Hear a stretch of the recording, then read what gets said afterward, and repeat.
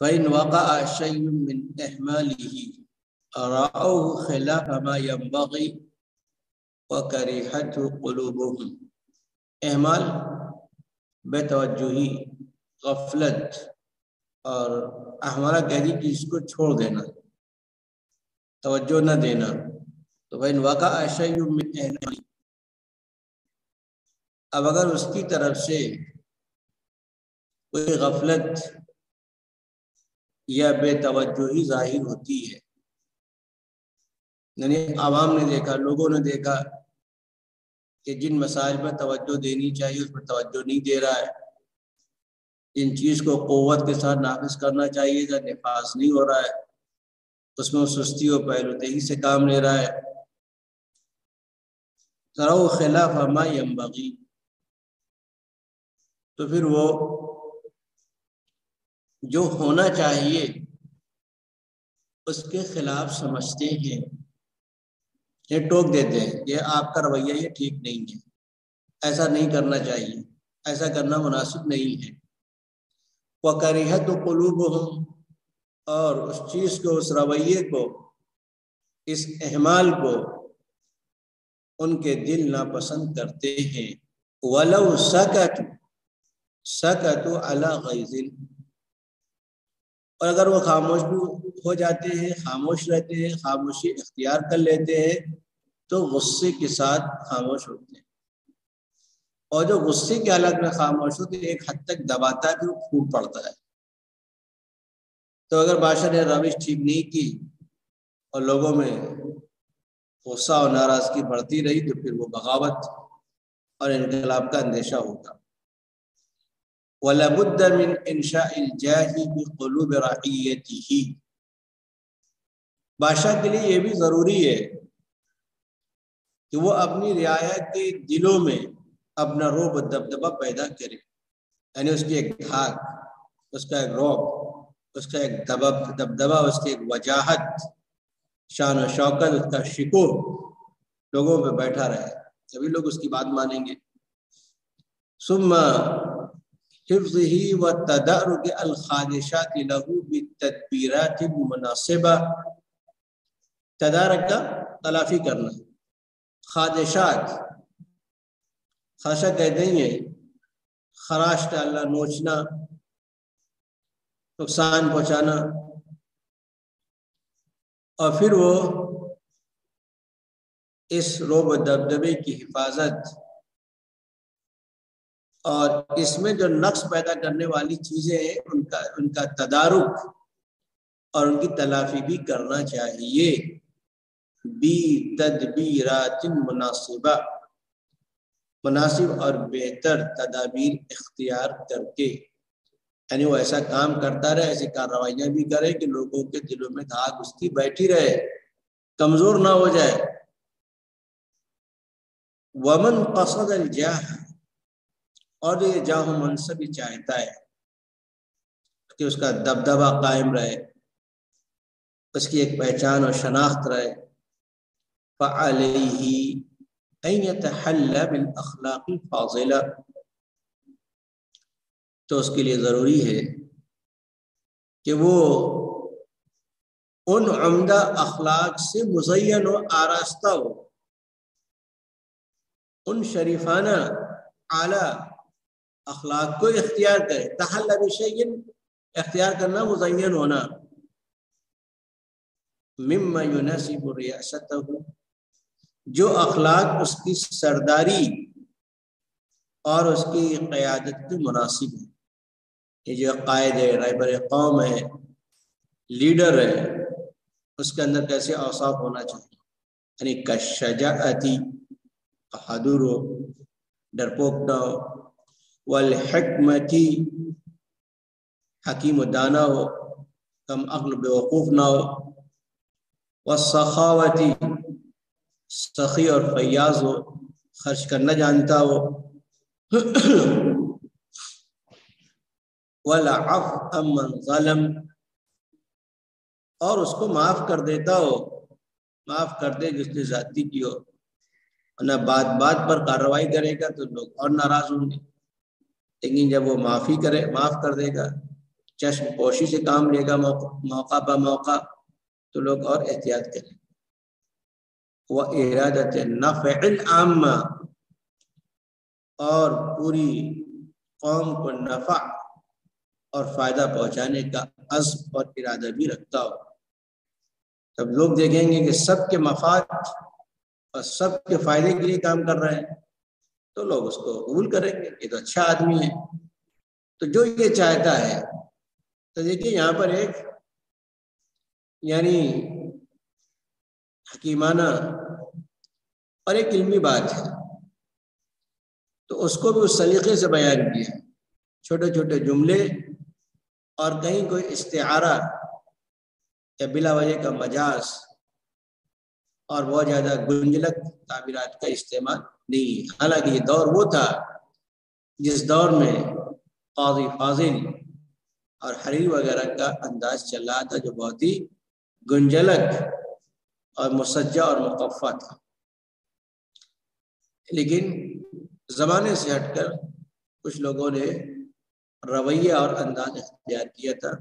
ان میں سے ایک شاہ ولی اللہ دہلوی بھی ہیں بر صغیر میں. الشعر فی ھذا العہد، اوپر نثر کی مثال تھی کہ اس دور کی نثر کیا تھی، عمومی انداز کیا تھا، اور پھر زمانے سے ہٹ کر کیا انداز تھا. ایسی شاعری بھی ہے. شاعری بھی یہ صورتحال بھی وہی تھی جو نثر کی تھی. یعنی شاعری کے اندر بھی کوئی وہ جو وجدان اور شعور کی روح ہوتی وہ نہیں تھی. فلسفیانہ اور منطقی انداز تھا جو ابن الرومی کا تھا، یا متنبی کا ایک دور گزرا ہے خاص فلسفیانہ اور منطقی استدلال کا، وہ چیز آ گئی تھی. تو اب اس دور کی جو شاعری تھی، جو متقدمین شعراء ہیں عہد جاہلی کے یا عہد اسلامی یا عہد عباسی، اس سطح کے شعراء پیدا نہیں ہو رہے تھے.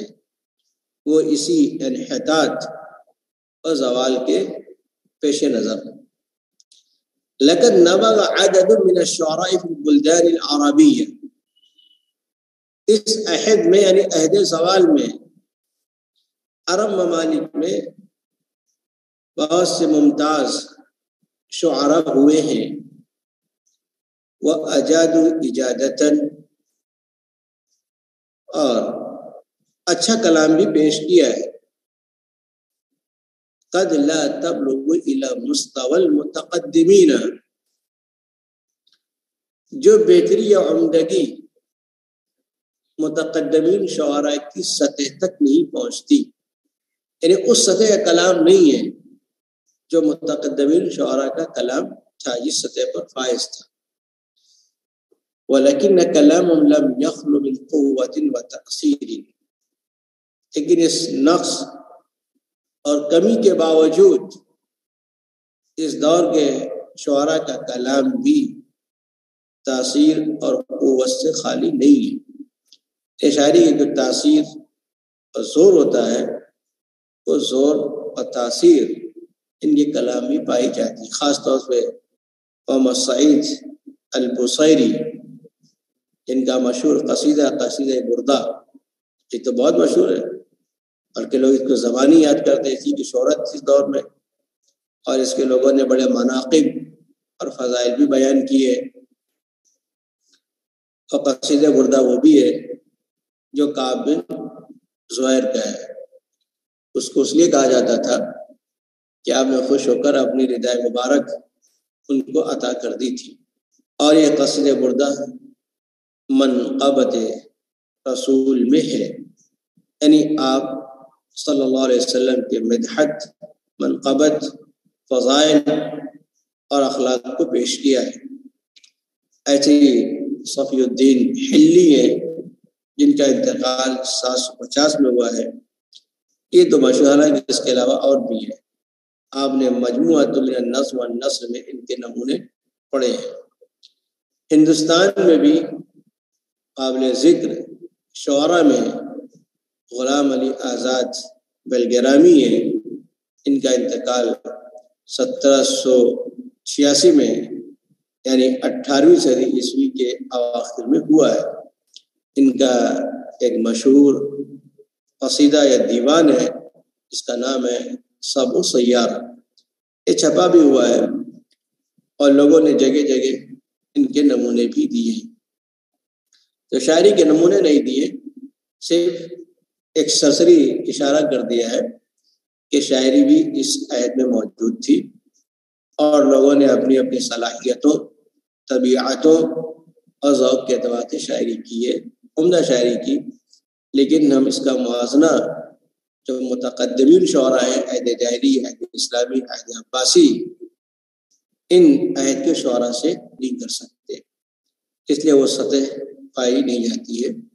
اس نقص کے باوجود ان کی شاعری بھی اپنے دائرے میں محسن ہے۔ خاص طور پہ بوسیری کا قصیدہ تو بہت مشہور تھا اور اس کے فضائل تھے کہ کوئی اتنے دن تک پڑھ لے تو اسے خواب میں آپ کی زیارت بھی ہو جاتی ہے۔ لوگوں کے اپنے اپنے تجربات تھے۔ اب آگے اصل جو موجودہ عہد ہے، جس کو ہم عہد جدید، عصر جدید، نشأت ثانیہ، بیداری کا عہد کہتے ہیں،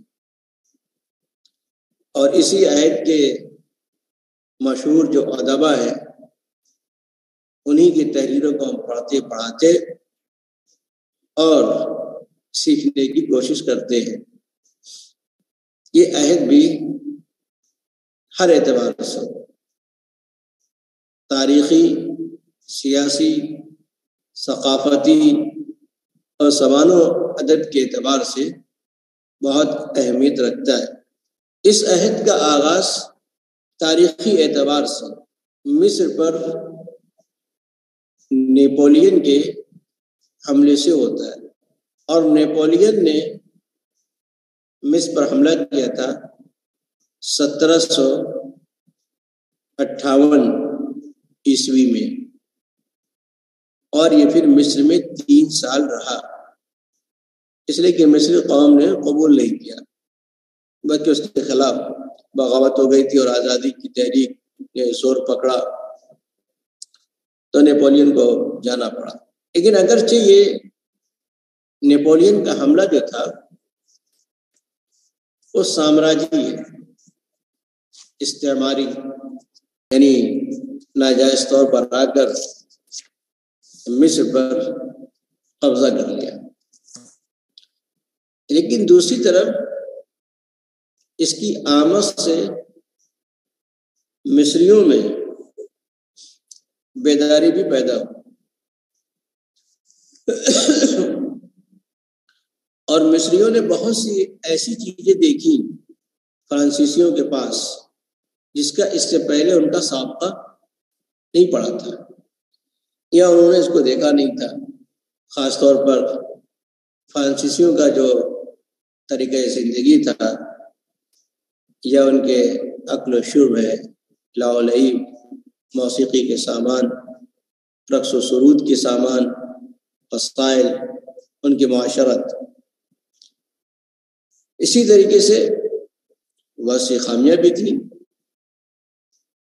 جیسے فرینچ عورتوں کا تنگ لباس میں باہر نکلنا، پہن کر باہر نکلنا، یہ معیوب تھا، لیکن ان کی عورتیں اس طریقے سے باہر نکلا کرتی تھی۔ اب ان حالات کو اگر آپ دیکھنا چاہتے ہیں، ایک معاصر مورخ ہیں جبرتی، ان کی جو تاریخ ہے، انہوں نے تمام واقعات لکھے ہیں۔ ایسے ہی فرانسیسی جو حملہ ہوا تھا، تسلط، اس کے بعد مصریوں کی توجہ علمی اور سائنسی ترقی کی طرف مبذول ہوئی، جو اپنے ساتھ نئے ہتھیار اور نئے وسائل لے کر آئے تھے۔ اس لیے کہ نیپولین تاریخ، ریاضی، سائنس اور دیگر علوم و فنون کے ماہرین کی ایک ٹیم اپنے ساتھ لے کر آیا تھا، حتیٰ اس کے ساتھ اپنا پریس بھی تھا، چھاپا خانہ بھی تھا، اور نیپولین نے مصر میں فرانس کے طرز پر، جیسے فرانس میں علمی اکیڈمیاں تھیں، سائنسی لیبارٹریز تھیں، اس نے مصر پر حملہ کرنے کے بعد المجمع العلمی المصری قائم کی تھی، اور اس کے ساتھ جو علماء دانشور تھے انہوں نے آ کر مصر کا جائزہ لیا، مطالعہ کیا، اس کی جغرافیائی حیثیت کے اعتبار سے، جغرافیہ کے اعتبار سے، اور اس کی اسٹریٹجک اہمیت کے اعتبار سے، علوم و فنون کے اعتبار سے۔ اسی اکیڈمی سے ایک کتاب شائع ہوئی تھی 9 جلدوں میں، اس کا نام ہے وصف مصر۔ اسی کتاب کے ذریعے سے یورپ مصر کے علوم سے یا یہاں کی تاریخ سے واقف ہوا تھا۔ تو جس طریقے سے نیپولین نے یہ اکیڈمی قائم کی تھی، ایسی سائنسی لیبارٹریز، لائبریری، چھاپا خانہ یعنی پریس قائم کیا۔ اب مصریوں نے دیکھی چیزیں جو ان کے وہاں پہلے سے نہیں تھی، اس لیے کہ دیکھ رہے تھے مصری کہ فرانس سے یا باہر سے کیسے کیسے علماء اور دانشور سائنسداں آتے اپنے کیمیاوی تجربات یہاں پر کرتے، تو اس کو مصری دیکھتے تھے اور وہ تعجب بھی ہوتا تھا، ان کے اندر ایک حوصلہ اور ایک جذبہ پیدا ہوتا تھا کہ ہم بھی اس چیز کو اختیار کر کے آزاد ہو جائیں اور اپنے ملک میں حکمرانی کریں اور ان چیزوں سے فائدہ اٹھائیں۔ یہ 3 سال کی مدت تھی جب مصریوں کے اندر یہ احساس پیدا ہوا تھا کہ ہمیں ہماری اپنی حکومت ہونی چاہیے، ہم آزاد رہیں اور آزادانہ طور پر اپنا کام کریں۔ تو 1801 میں محمد علی پاشا کا انتخاب ہوا، یعنی اس کو اپنا حکمراں اور سربراہ مصریوں نے منتخب کر لیا۔ لیکن محمد علی پاشا نے وہ کام نہیں کیا یا وہ خواب پورے نہیں کیے جو مصریوں نے دیکھا تھا، کہ محمد علی پاشا نے توجہ کر دی عسکری کاموں کی طرف، اور ان کا مقصد یہ تھا ایک طاقتور فوج تیار کر لے، جس طریقے سے فرانس کے پاس دیگر یورپین ممالک کے پاس ہے، تو ان کا تسلط اور قبضہ مضبوط ہو جائے گا۔ اب یہ کہ فوجی ٹریننگ کیسے ہوگی، عسکری نظام کیسے قائم ہوگا، تو اس کے لیے باہر سے، جرمنی سے، فرانس سے، انگلینڈ سے جو ماہرین تھے اس کے بلائے گئے۔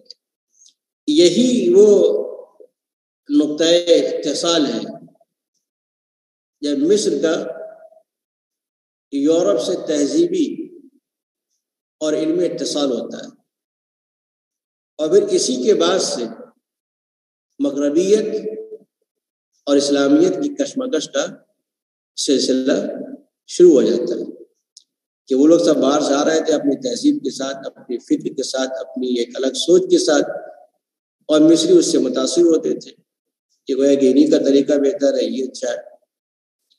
پھر محمد علی پاشا نے اسکول اور کالج قائم کیے اور ایک مدرسۃ الالسن لینگویج کالج قائم کیا تھا، تاکہ مصری غیر زبانوں کو، فرنچ ہے، جرمن ہے، اس کو سیکھ سکیں، تاکہ جو وہاں کے لوگ آتے ہیں ان کے محاضرات، ان کی تقریروں، ان کے خطبوں سے فائدہ اٹھا سکیں۔ لیکن ایک نقص محمد علی پاشا میں یہ تھا، جیسا کہ شوقی زیب نے لکھا ہے، کہ وہ یہ سب کام اپنے مقصد کی تکمیل کے لیے کر رہا تھا، ایک طاقتور فوج کی تیاری کے لیے، اسی لیے صرف اس کی توجہ اسی پہلو پر تھی، دوسرے پہلو پر توجہ نہیں تھی۔ اسی وجہ سے محمد علی پاشا کا جب انتقال ہو گیا اور اس کا بیٹا عباس پاشا آیا، تو اس نے تمام کالج اور اسکول وغیرہ بند کر دیے تھے۔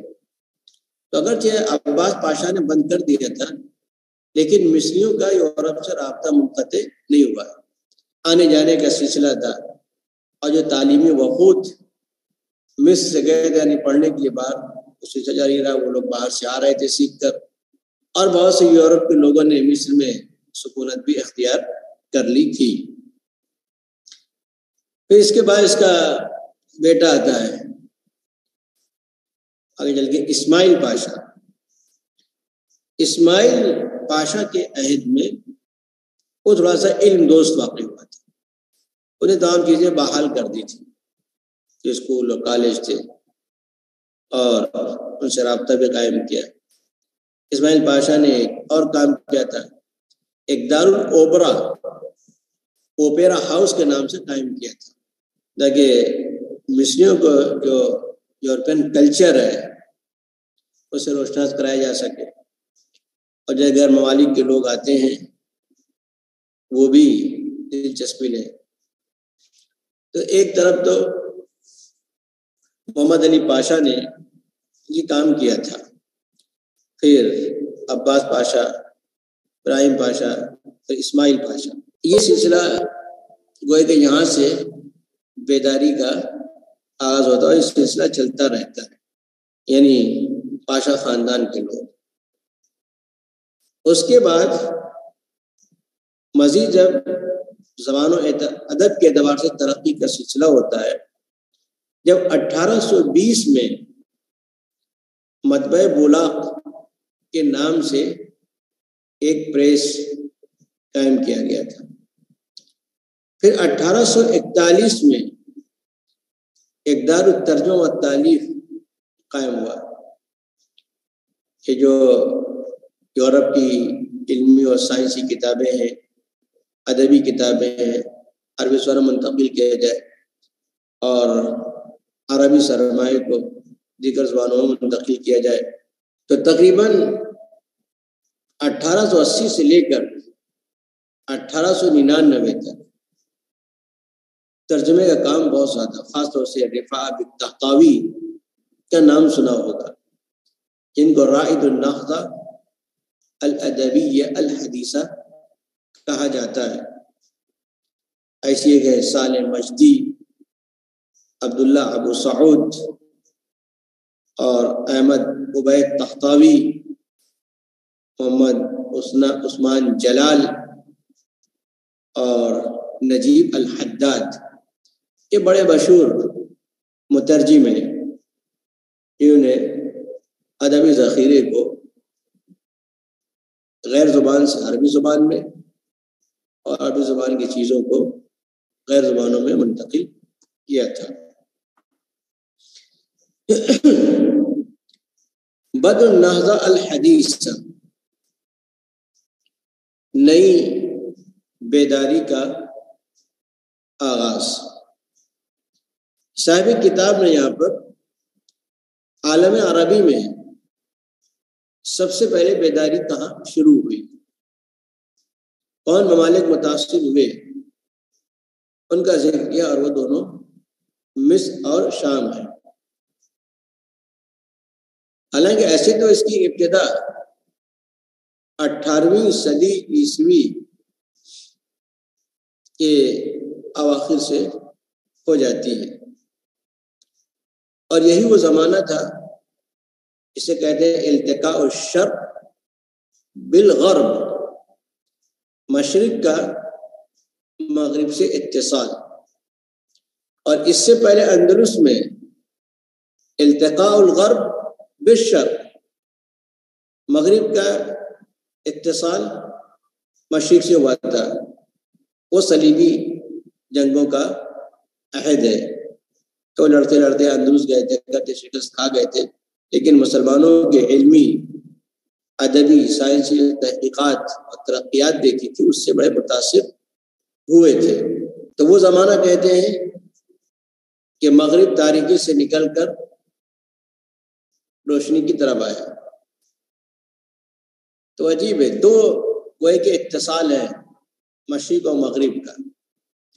پہلا اتصال تو وہی ہے اندلس والا، اس میں یورپ کو فائدہ ہوا، اور جو دوسرا اتصال ہے 18ویں صدی کا، اس میں مشرق نے یورپ سے فائدہ اٹھایا، لیکن اپنی شناخت اور اپنی پہچان کھو دی تھی۔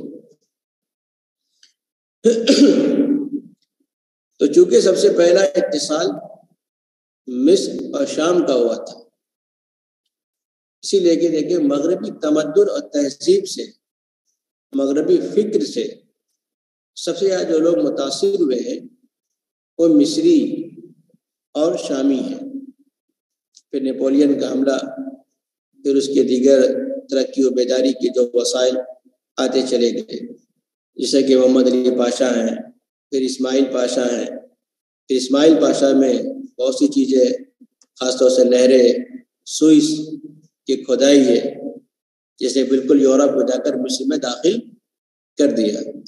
براہ راست راستہ آسان نہیں تھا، لیکن نہر سوئس کی وجہ سے، تجارتی آمد و رفت کی وجہ سے گویا کہ پورا مصر جو ہے یورپ کی گود میں چلا گیا ہو۔ یہ 1869 میں ہوا تھا۔ پھر انقلاب بھی ہوا، یہ 1882 میں، جس کو الثورہ العربیہ کہا جاتا ہے، اس کے بھی اثر پڑے تھے کہ 1882 میں جب یہ انقلاب ہوا تھا، یعنی الثورہ العربیہ، تو پھر برطانیہ کا یہیں سے اس کی مداخلت شروع ہو جاتی ہے، اور برطانیہ یہ 1882 سے لے کر 1952 تک رہتا ہے۔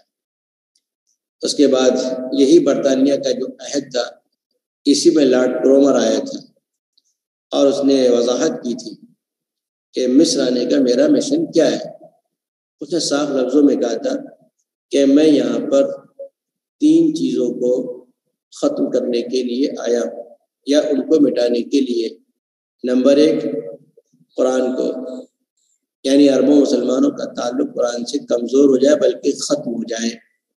دوسرا کہا تھا بیت اللہ سے سلسلہ منقطع کر دینا، یعنی ارض مقدس سے صرف اہل حجاز کے علاوہ کسی کا ربط نہ رہے، اور ازہر کا اثر ختم کرنا۔ لیکن جامع ازہر خالص دینی ادارہ تھا، جس کی وجہ سے مصر پر، مصری سماج اور سوسائٹی پر دینی اثر اور دین کا نفوذ قائم تھا۔ کہ خلیج عاقل کے مدارس ہندوستان میں، یا ایک زمانے میں جب انگریزوں کا تسلط یہاں پر ہوا تھا تو دیوبند وغیرہ قائم کیے گئے تھے دین کو بچانے کے لیے۔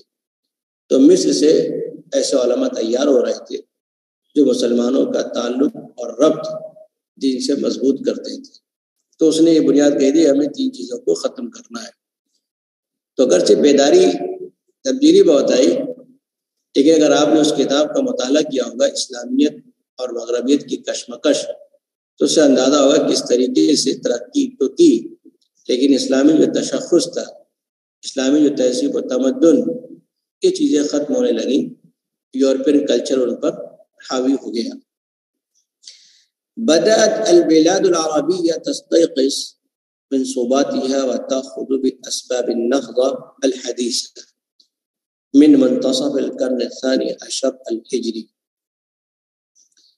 عرب ممالک یہ اپنی گہری نیند سے بیدار ہونے لگے تھے اور نئی بیداری کے اسباب اختیار کرنے لگے۔ اخذ بشیء لینا، اختیار کرنا، من منتصف القرن الثانی عشر الہجری، 18ویں یہ 12ویں صدی ہجری کے وسط، یہ 18ویں صدی عیسوی۔ وکانت مصر بلاد الشام بما فیہ سوریہ و لبنان، اور مصر اور شام کا ملک جس میں اس وقت سوریہ اور لبنان بھی شامل تھا۔ اول من نہضت، یہ پہلے ملک تھے جو عالم عربی میں بیدار ہوئے۔ نہضت، بیدار ہونا، جاگنا۔ فقد حبت مصر من غفوتها حين دوت فی آفاقها مدافع نابلیون، چنانچہ مصر اپنے خواب غفلت، اپنی نیند سے اس وقت بیدار ہوا جب مصر کی فضاؤں میں نیپولین کی توپیں گونج رہی تھی۔